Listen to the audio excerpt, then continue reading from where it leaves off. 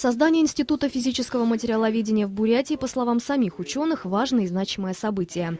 Физики представили результаты исследований, связанные с наземным и космическим радиозондированием природной среды, с электромагнитной диагностикой слоисто-неоднородных сред.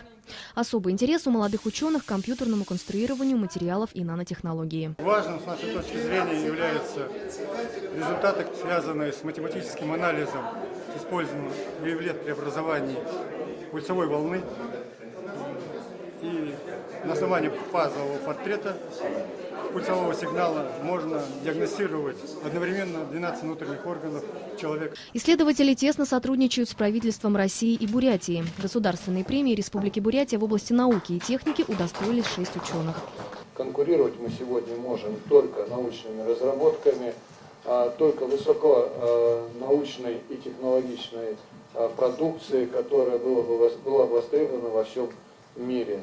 Функциональные материалы и покрытия, новые технологии, их получение, проблемы онкологии и их решение. В условиях, когда границы непознанного становятся все шире и шире, открывается необъятная ниша для молодых людей. Анна Дергаусова, Баяр Жигмитов, Булат Бадмаев, Вести, Бурятия.